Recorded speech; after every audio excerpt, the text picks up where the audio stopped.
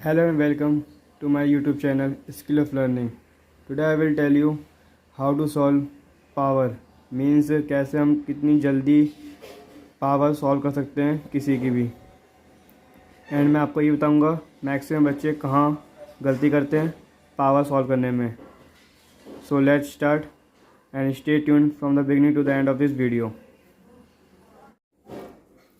Power से पहले हम ये तीन चीज़ें देखेंगे कि कोफिशिएंट, वेरिएबल और कांस्टेंट होता क्या है। इससे रिलेटेड ही पावर हमें आगे सॉल्व करने को मिलेगी। तो पहले हम देखेंगे वेरिएबल होता क्या है।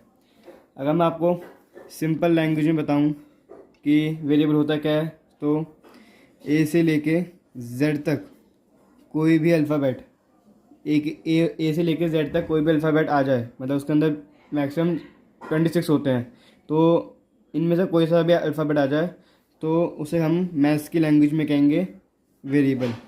उसे हम मैथ्स की लैंग्वेज में कहेंगे variable.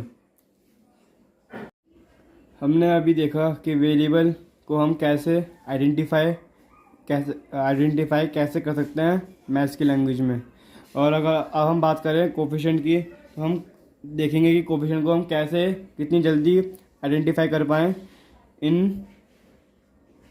In fast way. So for example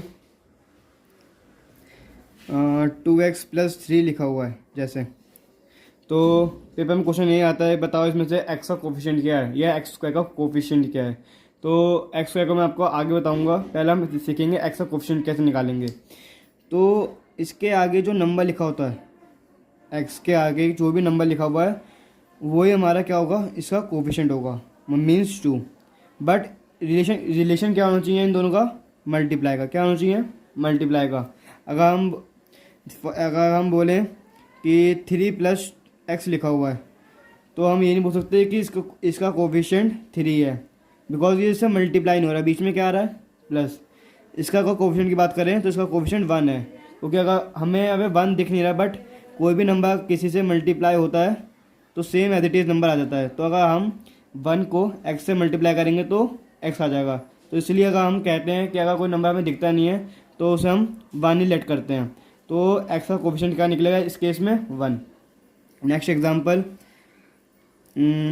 2x+3x+5।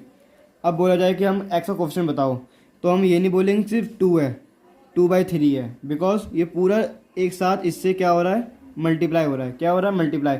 हम 5 को नहीं बोल सकते, 5 हमारा कांस्टेंट है। मैं आपको अगली वीडियो में बताऊंगा कि कांस्टेंट को हम कैसे पहचानते हैं। बट इसका ये क्या है, कोफिशिएंट। और x को हम अभी हमने देखा कि वेरिएबल कैसे कहते हैं, ए से लेकर जेड तक, तो अल्फ़ाबेट में हमारा x भी आता है, तो ये हमारा वेरिएबल हो गया और ये हमारा कोफिशिएंट हो गया। नेक्स्ट एग्जांपल 3-2x, ये हो गया। तो अब आप बता सकते हो कि x का कोफिशिएंट क्या हुआ, 2 नहीं बोलोगे आप, -2 बोलोगे, क्योंकि हम कभी हम मैक्सिमम चांसेस में प्लस को नहीं बोलते, बट अगर आगे इसके माइनस लिखा हुआ है तो हम माइनस को भी कंसीडर करेंगे। तो इसका कोफिशिएंट क्या होगा इस बार, -2। नेक्स्ट 3/2 माइनस का 1/2x, ये लिखा हुआ है। अब आपसे पूछा जाए कि x का कोफिशिएंट बताओ, तो इसका कोफिशिएंट आप बता दोगे 1/2। 1/2 के साथ साथ आपको माइनस भी कंसीडर करना पड़ेगा, बट अगर प्लस लिखा हुआ है इधर तो आप कंसीडर नहीं करोगे। हम प्लस को पॉजिटिव, अगर दिखे भी ना तो हम पॉजिटिव ही मानेंगे, बट अगर माइनस दिख रहा है आपको तो आपको माइनस भी कंसीडर करना पड़ेगा in case of coefficient. Let's hope आपको समझ आया होगा कि कोफिशिएंट कैसे हम आइडेंटिफाई कर सकते हैं इन अ फास्ट वे। मैंने आपको जो प्रीवियस पेज पे बताया वो तो सिर्फ लीनियर इक्वेशन के बारे में बताया था मैंने, कि लीनियर इक्वेशन में हम कैसे आइडेंटिफाई करते हैं अपने कोफिशिएंट को। लीनियर इक्वेशन क्या होता है, लीनियर इक्वेशन वो होता है जिसकी पावर क्या होती है, 1। जिसकी पावर क्या होती है, 1। अगर मैं बात करूँगा क्वाड्रेटिक इक्वेशन की, कि क्वाड्रेटिक इक्वेशन में हम कैसे अपना कोफिशिएंट पहचाने। पहले तो क्वाड्रेटिक इक्वेशन का हाईएस्ट पावर होती है क्या, 2 और लीनियर इक्वेशन की हाईएस्ट पावर क्या होती है 1। तो क्वाड्रेटिक इक्वेशन में हमें अगर कोफिशिएंट पहचानना है तो हम अब मैं आपको बताता हूँ कैसे निकालते हैं। फॉर एग्जांपल 2x² माइनस का 3x। अब बोला जाए आपसे कि x² का कोफिशिएंट बताओ, x² का कोफिशिएंट बताओ, तो मैक्सिमम बच्चे गलतियाँ करते हैं कि x का कोफिशिएंट को लेट कर लेते हैं कि हमसे ये पूछ रहा है। तो गलती क्या होगी कि बच्चे -3 लिख देंगे, बट बल्कि इसका आंसर ये नहीं होगा। उनने पूछा x² का, तो इसका कोफिशिएंट क्या होगा 2 होगा, तो इसका आंसर क्या हुआ 2। अब मैं नेक्स्ट एग्जांपल लूँ कि -2x माइनस का 3x²। अब आपसे पूछा जाए कि x² का कोफिशिएंट बताओ, तो अब आपको मुझे समझ आया होगा कि x² का कोफिशिएंट क्या होगा, उसकी पावर वाला ही होगा। तो इसका कोफिशिएंट निकला अपना -3 ना कि -2। ओके, आपको माइनस कंसीडर करना पड़ेगा। अगर इधर प्लस होता तो हम कंसीडर नहीं करते, बट अगर प्लस है माइनस है तो हमें माइनस को कंसीडर साथ में करना पड़ेगा। तो इसका कोफिशिएंट क्या होगा -3 होगा। अब मैं नेक्स्ट एग्जांपल लूँ -2/3 x³ माइनस का 1x प्लस का x²। अब आपसे मैं पूछूं कि इसका x² का कोफिशिएंट बताओ मुझे, x² का कोफिशिएंट, तो आप ये तो बोलोगे नहीं आपकी पावर 3 है तो ये तो होगा नहीं, इसकी पावर 1 ही होगा नहीं। तो x² बोला, x² मतलब इसकी बात कर रहा है। मैंने आपको बताया जिसके साथ अगर कोई कुछ भी नंबर आपको ना दिखे तो आपको 1 लेट करना पड़ेगा, तो इसका आंसर क्या होगा 1। बट अगर साथ में अगर माइनस होता इसके तो माइनस लगाते, बट अभी प्लस है तो हम अभी प्लस का 1 ही कंसीडर करेंगे। बट अगर माइनस होता इधर तो हम माइनस का 1 आंसर लिखते। मैं आपको एक चीज़ बताना भूल गया कोफिशिएंट वाले में कि अगर एग्जांपल में लिखा हो ऐसा कि x/3 माइनस का 2, तब आप क्या बोलोगे x का कोफिशिएंट। तो मैं आपको बस ये बताना चाहता हूँ, इसका कोफिशिएंट पता क्या होगा 1/3x। आप इसका ऐसे लिख लोगे -2। अब आप बोल सकते हो कि x का कोफिशिएंट क्या निकला 1/3। वही चीज़ रह गई थी बताना आपको इस कोफिशिएंट वाले केस में। एक एग्जांपल और बता देता हूँ आपको मैं। अगर लिखा हुआ है 3/2 माइनस का x²/3, अब ये लिखा हुआ है, तो आप अब क्या बोलोगे इसका कोफिशिएंट। x² हो गया, एक ही वेरिएबल है तो वो भी x है तो x² होगा। तो x² का कोफिशिएंट पूछा जाए तो आप क्या बताओगे इस केस में। तो आप इस केस में बताओगे ऐसे, इसको हम लिख सकते हैं x/3 को कि 1/3x² लिख सकते हैं। तो अब आप क्या बोलोगे, सिंपल आपको दिख गया होगा कि x का कोफिशिएंट क्या है 1/3, 1/3 नहीं माइनस का 1/3। माइनस को आपको कंसीडर करना पड़ेगा इस केस में भी। प्लस होगा तो कोई टेंशन ही नहीं है हमें, बट अगर माइनस हुआ तो आपको कंसीडर करना पड़ेगा। तो इसका कोफिशिएंट क्या निकला माइनस का 1/3।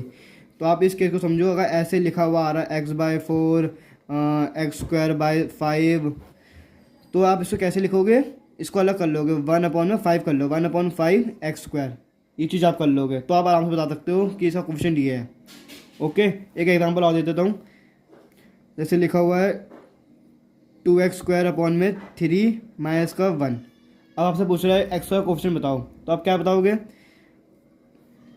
अब इस पूरे को आप कंसिडर कर लोगे, 2/3 लिख लोगे ऐसे और x² - 1। अब आपको अलग दिख रहा है कि x का कोफिशिएंट क्या है 2/3। एग्जांपल और ले लेता हूँ, माइनस का 1 और प्लस का 6/5 x²।